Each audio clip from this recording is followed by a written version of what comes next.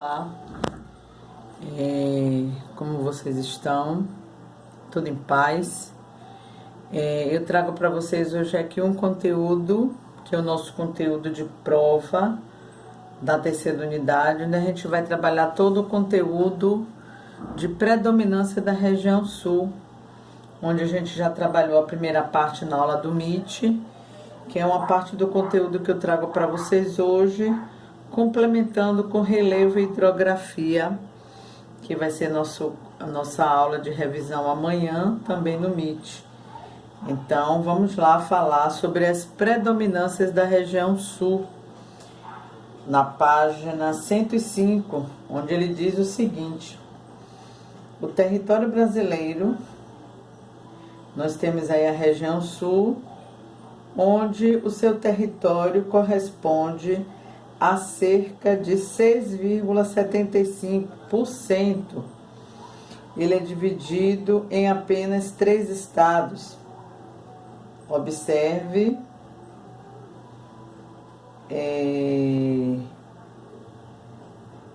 a distribuição populacional dele, né? Na verdade, é o que a gente já conversou no MIT. Eu não preciso que vocês estejam gravando a população dos estados da região, por isso, portanto, eu nem botei no quadro, né? Principalmente em tempos que nós vivemos, né? Que hoje é uma quantidade, amanhã já é outra, infelizmente, mas vamos seguir adiante. E aí eu trago para vocês aqui a formação dos 3 estados que formam a região sul. Rio Grande do Sul, a capital é Porto Alegre; Paraná, a capital é Curitiba; Santa Catarina, sua capital, Florianópolis. Como também já falei para vocês nessa questão das capitais, são as cidades, né, as metrópoles que mais se destacam dentro do estado, portanto ela se torna a principal cidade do estado, chamando-se assim de capital. E aí eu trago aqui logo abaixo a região sul, olha só a localização dela, seguindo a Rosa dos Ventos, né?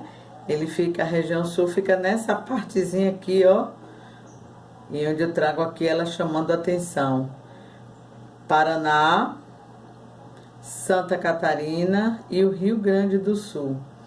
Aqui eu trago o Brasil inteiro, né, em suas 5 regiões, onde se destaca aqui a região sul, que é o nosso assunto abordado para a prova da segunda unidade. Aí eu trago uma informação valiosa, onde diz assim o seguinte: é a única região brasileira localizada na zona temperada. E que zona temperada é essa, Pro?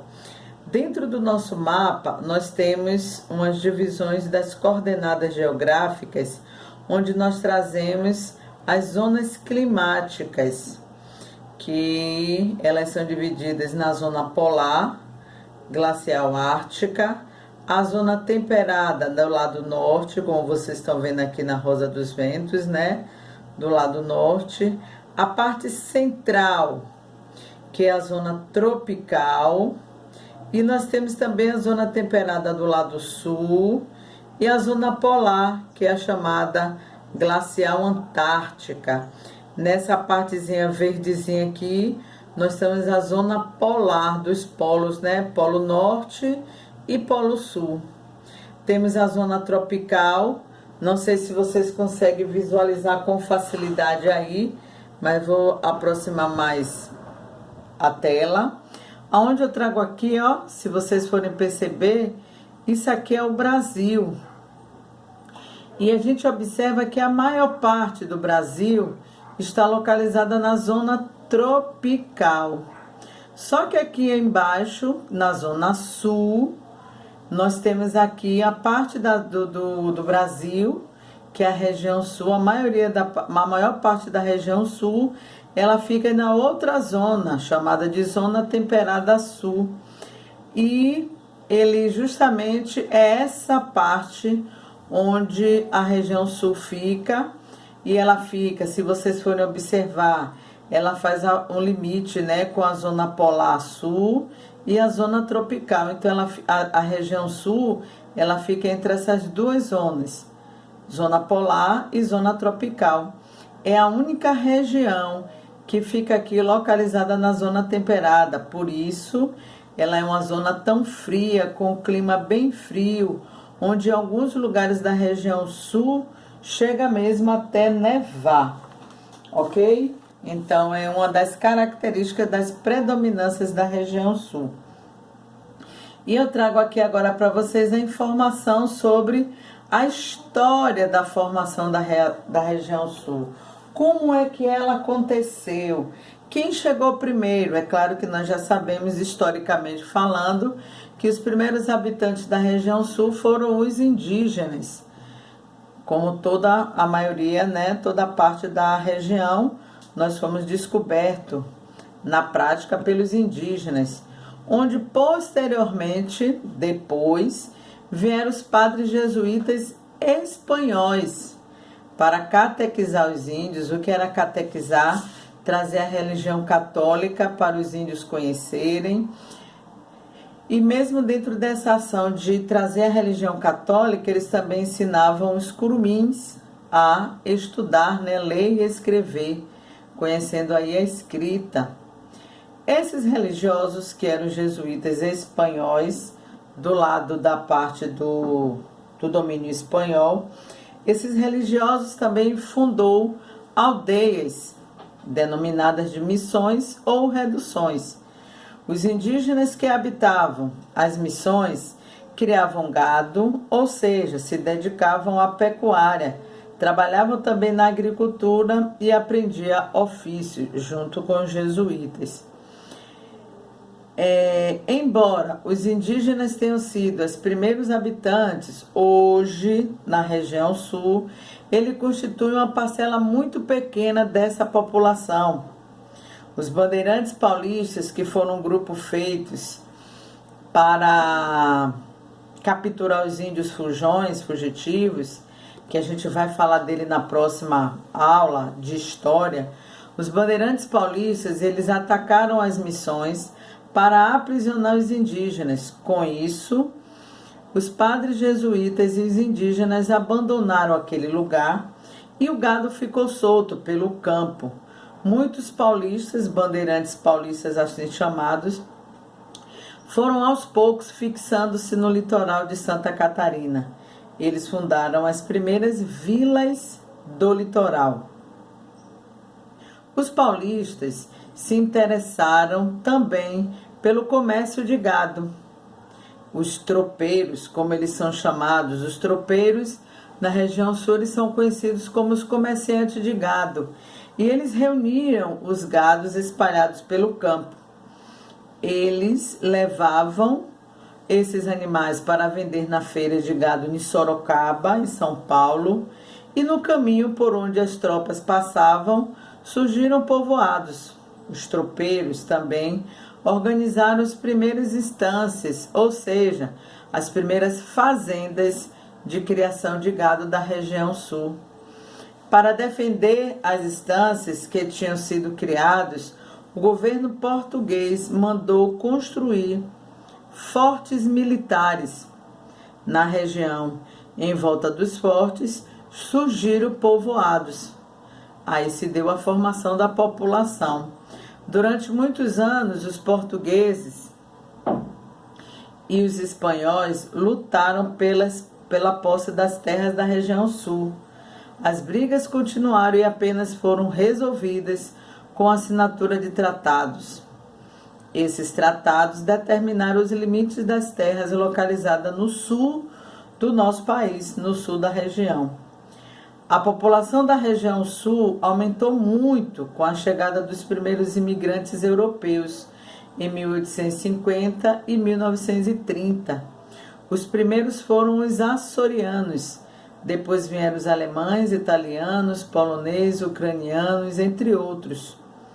Foram atraídos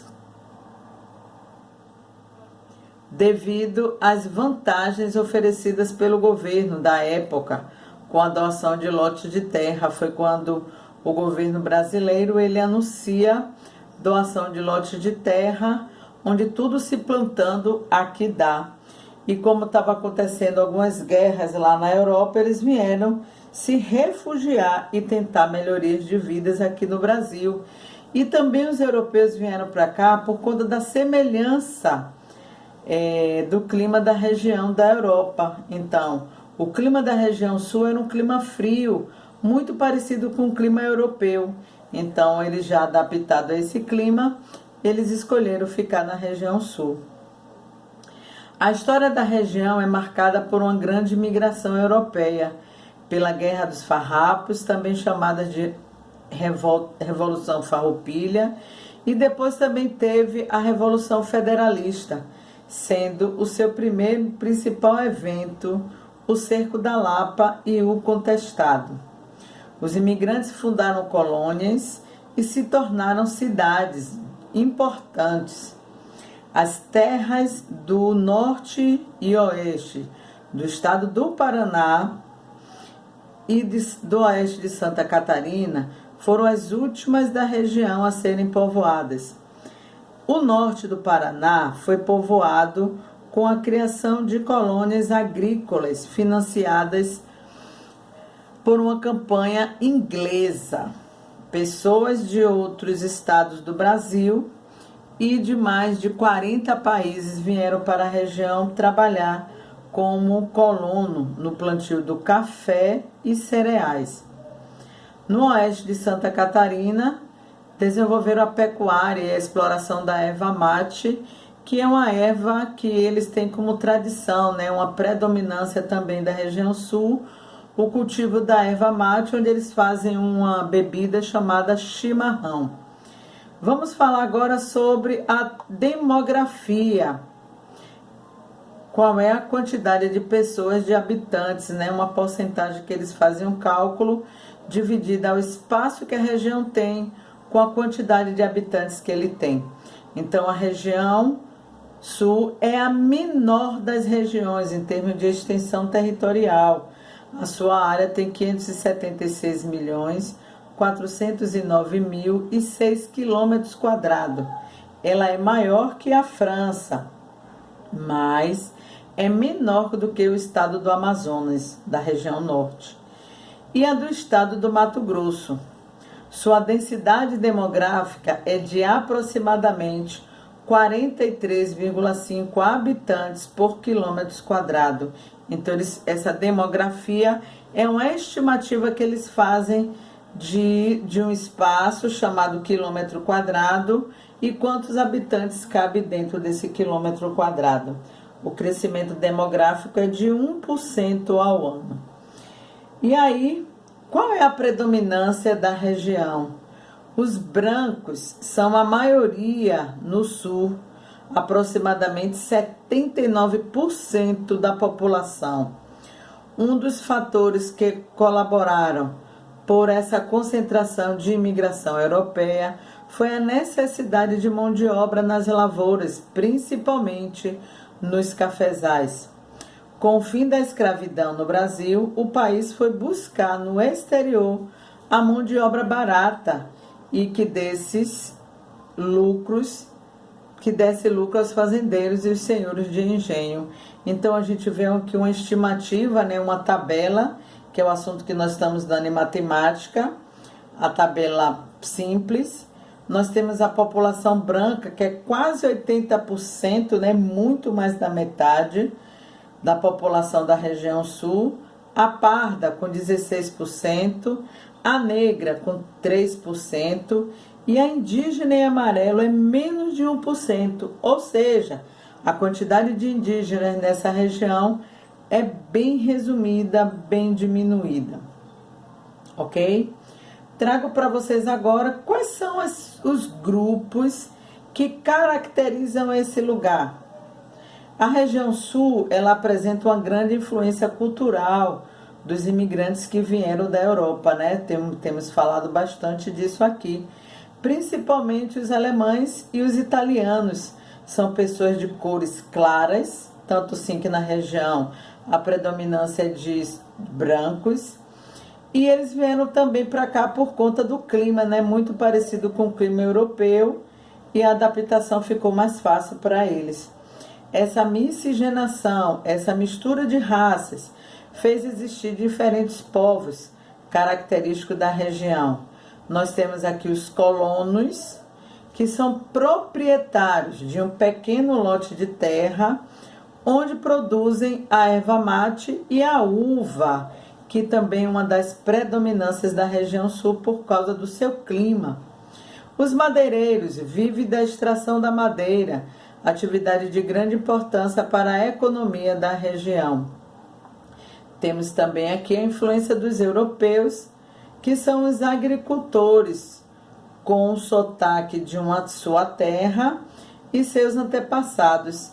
Eles trouxeram para o Brasil várias espécies de vegetal. Os agricultores vivem principalmente do cultivo da cevada e da uva.